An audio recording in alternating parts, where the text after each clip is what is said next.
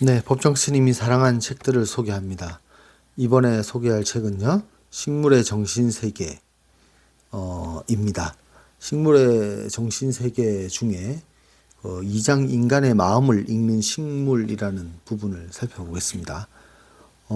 지난번에 그 백스터 이야기를 했고요. 이제 이미 알려져 있는 그러나 잊혀진 식물도 생각한다라는 이것을 다시 환기시키고 20세기 1960년대에 처음으로 이제 과학적인 증명을 해 나가기 시작한 그 백스터의 그 거짓말 탐지기 테스트로 시작된 이 발견을 이어받아서 보겔이라는 사람이 이제 본격적인 또 다른 본격적이면서 또 다른 영역이 확장되면서 인간의 마음을 식물은 생각만 하는 것은 이제 생각한다라는 것은 이제 백스터가 증명을 했고요. 인간의 마음을 읽기도 한다라는 사실을 보겔이 여러 가지 실험과 또 가설로 말을 하고 있습니다. 보겔이라는 사람은 화학 연구원인데요. 그 캘리포니아에 살고 있으면서 뭐 여러 가지 이 사람의 업적이 있지만 그 반딧불이 불을 켜는 거, 열을 내지 않고 빛을 내는 그런 연구로 유명했던 사람인데, 어쨌든 처음에 우연찮게 이 그 백스터의 기사를 듣고 그는 식물에도 감정이 있는가라는 제목의 그 기사를 접하는 순간 백스터라는 인물은 사기꾼이다 라고 생각을 하고 바로 찢어가지고 쓰레기통에 버렸다고 합니다. 그런데 이제 그게 인연이 닿았던지 계속 그게 마음이 걸려서 다시 한번 읽어보게 되죠. 읽어보게 되고는 우리도 뭐 반신반의하면서 한번 이 수강생들을 대상으로 실험을 한번 해보는 게 어떤가. 뭐 좋은 기계 뭐는 아니더라도 간단한 심리 분석기를 만들어서 요거를 한번 테스트를 해보자. 그 심리 분석기는 심플한 건데 한 뭐 $25 정도밖에 안 드는 간단한 도구였거든요. 그래서 뭐 이 정도면은 수강생들을 대상으로 한번 실험을 해보자. 그래서 세 그룹을 나눠 가지고 그 백스터의 실험을 따라 해보게 됩니다. 근데 희한하게 이제 다른 팀들은 안 됐고 보겔이 속해져 있던 팀에만 그 백스터가 얘기했던 결과치가 나오게 됩니다. 왜 보겔은 자신만이 그 실험에 성공했는지 궁금했습니다. 왜 다른 학생들은 안 되는데 왜 나는 되나? 이런 이제 관심이 생기면서 이 사람이 이제 본격적으로 이 식물의 세계, 정신의 세계에 이제 발을 들이게 됩니다. 보겔은 예를 들어서 이제 식물이 자신을 불태워 버리려고 하는 인간의 의도를 알아채는 것으로 봐서 인간의 그런 의도가 생각하는 자체가 모종의 에너지장을 만들어내는 게 틀림없다고 보기 시작합니다. 식물도 이제 인간처럼. 그리고 이제 여러 가지 테스트를 하고 있는데 또 이분이 또 자기 나름대로 또 발견한 몇 가지는 한 덩어리 식물이 있으면은 뭐 뿌리가 있고 한 폭이라고 하거나 한 그루라고 하는 이 단위, 한 덩어리 단위로서만 아니라 잎사귀 하나에도 그 잎사귀 하나하나 따로따로 다 독특한 특성이 있다. 반응이 조금씩은 다르다라는 걸 알게 됩니다. 그리고 이제 오래된 이제 늙은 잎사귀보다 크고 늙은 잎사귀보다 이제 여리고 이제 자기가 생각했을 때 수분이 많은 이제 어리고 이제 막 태어나고 싱싱한 잎사귀가 더 실험 대상의 결과를 잘 드러내 준다는 것도 압니다. 근데 이건 나중에 이 테스트 또 보겔의 다른 테스트를 보면 나오는데 사람도 마찬가지였습니다. 식물이 인간의 감정을 읽고 하는 그 테스트와 실험을 할 때 나이 든 사람보다 어린이들이 훨씬 결과가 좋았다고 합니다. 그것처럼 어떤 모든 생명체에는 원천적인 그런 기술이 있는데 우리는 그게 사회화되면서 점점 그 기능을 잃어버리는 게 아닌가라고 생각했던 그 백스터와 크게 다르지 않는 거죠. 그리고 테스트 하다 보니까 식물은 어떨 땐 똑같은 식물이고 똑같은 조건인 것 같은데 하루 중 어느 때는 잘 되고 안 되고 또 한 달 중에 어떤 때는 되고 안 되고 뭐 어떤 때는 아주 게으르거나 이제 좀 하기 싫어하는 것처럼 보이기도 하고 그런 느낌을 받게 됩니다. 그리고 이제 이런 실험을 계속 하다 보니까 이제 보겔은 또 다른 이제 백스터와는 또 다른 능력이 있었던 것 같은데 기계 없이 여태까지는 이제 그 증명해낸 식물이 생각하고 있다, 반응하고 있다라는 것을 기계가 보여줬잖아요. 근데 이 사람은 이 교감, 기계 없이 이 느낌을 주고받게 됩니다. 식물하고. 좀 엉뚱한 소리로 들릴지 모르고 또 이상하게 생각하실지도 모르지만 점점 그런 능력이 발전됐다고 봐야 될 것 같아요. 연인이나 친구를 만났을 때 같이 식물하고 교감을 하는 그런 단계에 이르게 됩니다. 이제 때로는 그게 항상 똑같지도 않은데 사람처럼 왜 연인도 만나고 와서는 기충전을 해야 되잖아요. 다시 좀 떨어져 있는 동안에 또 기충전 더 해서 다시 만나고 하는 것처럼 이 식물도 똑같이 그 열정적인 에너지를 주고받고 나면은 기진에 서서 대충전을 해야 된다, 재충전을 해야 된다라는 사실도 발견하게 됩니다. 보겔은 자신의 경험을 통해서 요가의 대가들이나 선과 같은 깊은 명상법을 가르치는 교사들은 명상 중에 있을 때 주위의 방해 요소들을 전혀 의식하지 않는다는 것을 알고 있었습니다. 의식을 집중한 상태에서는 식물과 접하는 데 필요한 회로와 완전히 일치시키기 쉽다라는 것이 확실해졌습니다. 테스트를 통해서요.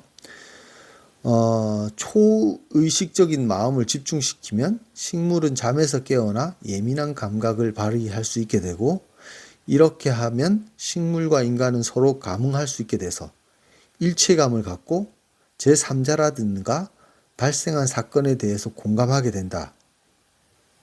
라는 그런 사실을 발견하게 됩니다. 그래서 이제 한 강연에서 보겔은 이런 말을 하게 됩니다. 자기의 그 연구 결과에 따라 분명하게 이렇게 말합니다. 인간이 식물과 교감할 수 있다는 것, 그리고 그렇게 하고 있다는 것은 분명한 사실입니다. 식물은 우주에 뿌리를 둔 감정이 있는 생명체입니다. 인간의 입장으로 본다면 식물은 장님이자 귀머거리, 벙어리일지도 모릅니다. 그러나 나는 그들이 인간의 감정을 알 수 있는 대단한 예민한 생명체라는 것을 믿어 의심치 않습니다. 그들은 인간에게 유익한 에너지를 방출하고 있으며 어떤 사람은 그 에너지를 느낄 수도 있습니다. 그리고 그는 그 에너지를 받아들였다가 다시 식물에게 되돌려주는 것입니다. 그러면서 보겔은 미국 인디언 이야기들을 듭니다. 그 인디언들은 이런 일에 관해서 아주 잘 알고 있어서 기운이 부족해지면 숲속에 들어가서 양팔을 활짝 벌린 채 소나무에 등을 기대고 그 식물의 힘을 받아들였다고 합니다. 뭐 이런 또 여러 가지 테스트가 있고요. 어린 아이들이 어른보다 더 잘 이 감응을 더 잘한다는 사실을 알고 어린아이에게 그 여러 어린이들을 대상으로 실험을 많이 하게 됩니다. 아마 인간들 중에 어린이들이 가장 열린 마음을 갖고 있다라고 생각이 들고요. 그래서 어린이들에게는 식물에 감응하는 법이 더 쉬운 게 아닌가 이렇게 보고 있습니다. 또 이제 여러 가지 실험 중에 많은 것이 있는데요.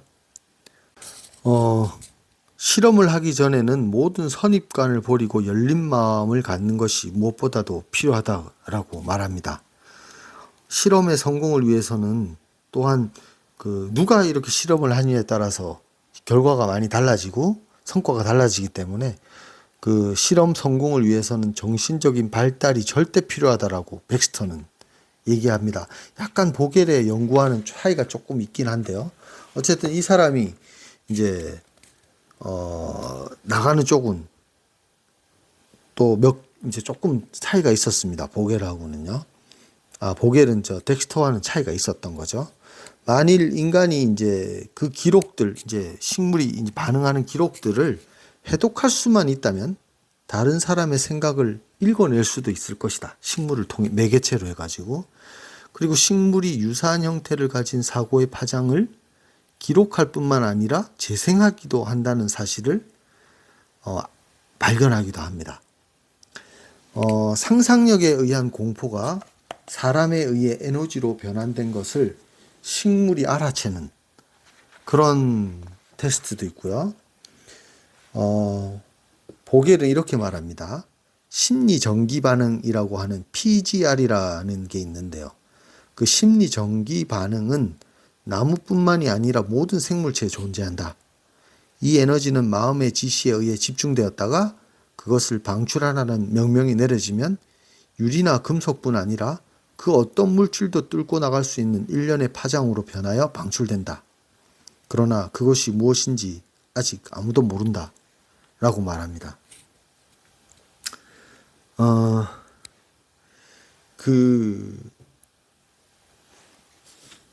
보겔은 이런 실험들에 있어서 그 실험하는 대상, 그것 실험을 이끌어가는 사람의 능력도 대단히 중요하게 봅니다. 우리 심령학자나 또 능력이 귀신을 보는 사람들, 쉽게 얘기하면 이런 분들은 보통 사람들이 느끼지 못하는 걸 느끼는 사람들이 있잖아요.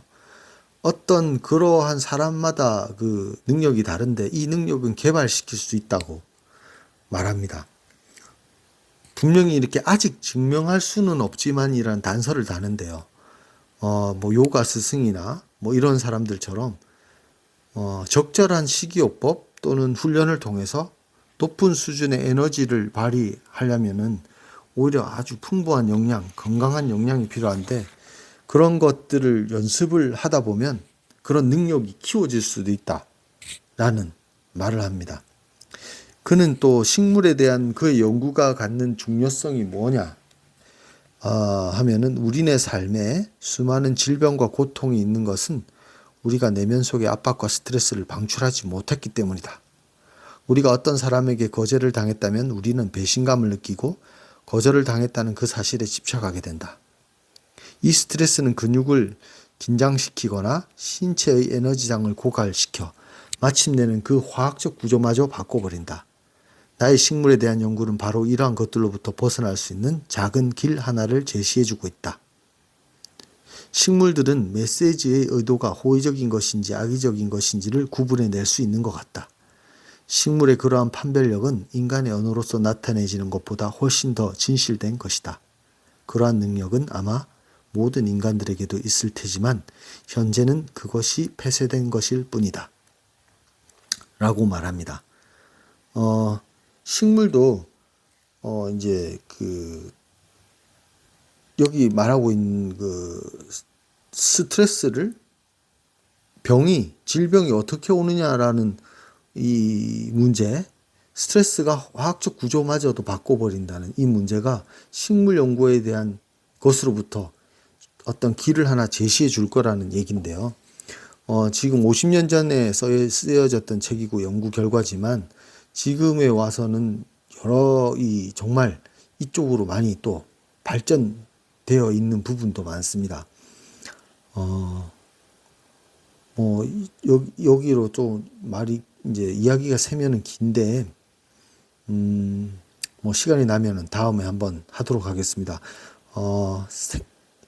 병을 치료하는 방법에 있어서도 아마 여기서부터 시작된 건지도 모르겠지만 또 여러 가지 우리가 흔히 약을 먹거나 수술하는 것 말고도 기운 치료라든지 또는 생각을 바꿈으로써 치료를 하는 그런 것도 많거든요. 만약에 이러한 부분에 또 관심이 있으시다면 이 책을 읽어보신 다음에 그 북미 인디언에 관한 책들을 한번 보시는 것도 좋을 것 같습니다. 법정 스님이 사랑한 책들 중에 있는 나는 왜 너가 아니고 나인가에는 뭐 또 이런 이야기 말고 또 광범위한 이야기가 있기 때문에 이런 이야기도 포함이 되어 있습니다. 그리고 특히 이제 구르는 천둥이라는 책이 있거든요. 류시아 씨가 번역한 책. 그다음에 돈후왕의 가르침. 이 돈후왕은 그 남미 쪽의 그 치료사입니다. 구르는 천둥은 그 미국 북아메리카의 치료사고요. 특히 구르는 천둥의 책을 보시면 정말 믿기지 않지만 치료하는 방법들이 우리가 흔히 아는 이제 우리가 흔히 말할 때는 샤머니즘에 해당한 무당이 구슬해서 이제 병을 고치는 같은 느낌이지만 조금 다릅니다. 좀 더 이렇게 관심 있게 보실 분은 아마 구르는 천둥 유시화 씨가 번역한 구르는 천둥이라는 책도 보시면은 이 많은 부분이 보충 설명이 될 것으로 생각이 됩니다. 다시 한번 그 백스터의 말이 생각이 나네요. 우리는 이미 알려졌지만 잊혀져 있는 걸 다시 환기하는 것일 뿐이다. 그리고 그것을 지금의 사람들이 쉽게 믿는, 좋아하는 방식, 증명하는 방식, 실험하는 방식으로 보여주는 것일 뿐이다라는 말이 생각이 납니다. 자, 오늘은 여기까지 하겠습니다. 감사합니다.